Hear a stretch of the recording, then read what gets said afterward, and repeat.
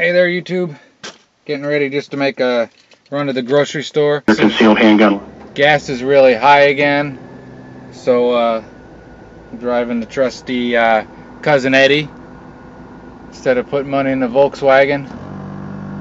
That is my airlift system, my Firestone level ride.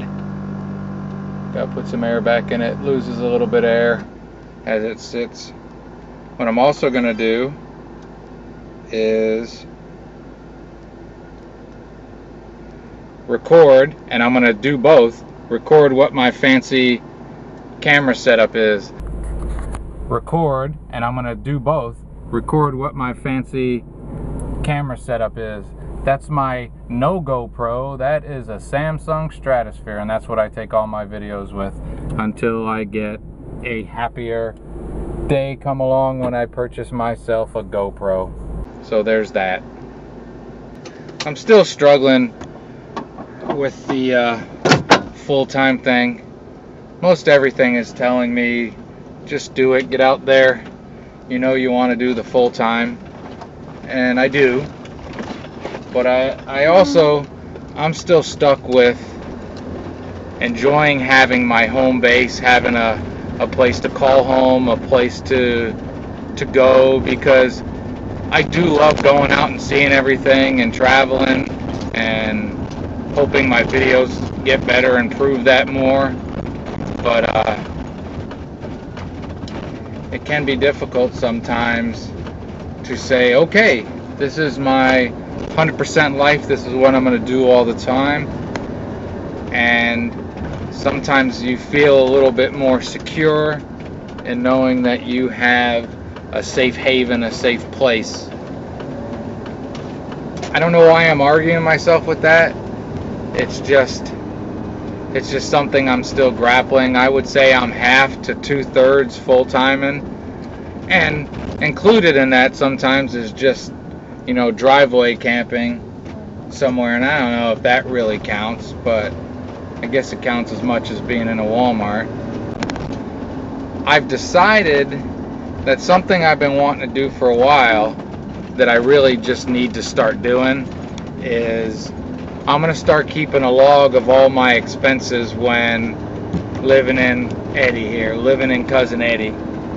I wanted to do that on my big Canada trip. I mean, it was 1,700 miles. I really wanted to see for myself, you know, if I could sustain 16 miles to a gallon in this or not. But once I didn't get it full and didn't get, because this is weird, I've always kept a book, which is like not my personality, but one of my uncles talked me into doing it years ago, and every car I've ever had, I would say 95% of the gas I put in it, I tracked, and I did the mileage, and I did all that. And the idea behind that always was, if you see your mileage start to suffer, that can be an indication that there's something with your vehicle. And it got to be a habit that I just got in. But as money has tightened up on me a little bit and gas prices have gotten nuts, it's been something that's been sort of slipping away, and I need to go back to doing that. So what my hope is once I start my next trip, this tank is full. I know how much I put in there. I put 56 bucks in it when it was $3.15 to fill it up. I'm gonna start keeping track of my mileage and keeping track of my expenditures, because it's something I'm gonna need to know. You know, I don't have a big reserve of money. I have a little bit, but not a huge reserve. But I'm also gonna throw in, I'm gonna try to do, like on YouTube videos once a week, I'm gonna try to post my budget for that week. All inclusive, how much I put in gas, what my mileage was, how far I went, almost like a vlog kind of thing, and include if I paid for camping, how much I paid for that, how much I paid for food, and if I had a day where I didn't spend any money, well, that'll be in there too. But that should be something that I don't know if I will continue on YouTube forever, but I think that's something I definitely need to start doing in my future when I do this, just because gas is not going to be something that I don't have to consider.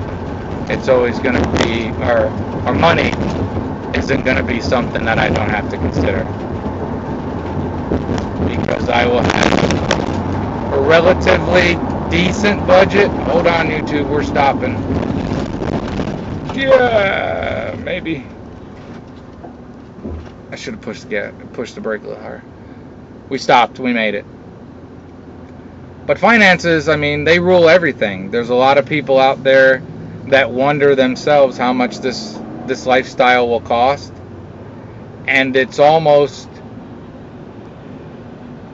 what's a good word? It's almost irresponsible of me not to track that for myself, to know where I'm at with money, because it's so easy to quickly start depending on the credit cards, because I've already kind of been making that mistake. I have a couple credit cards that do cash back and all that great thing. Well, they do that for a reason.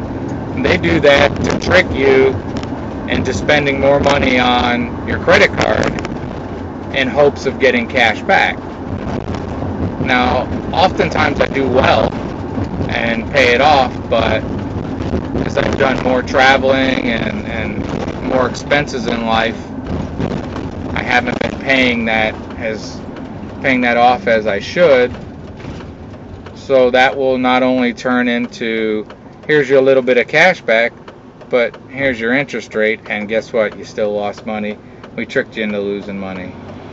Alright, I paid $3.15 2 days ago for gas, about 30 miles south of here, which always seems to be cheaper, this one place I go to. Now it's $3.65, and thankfully this is full.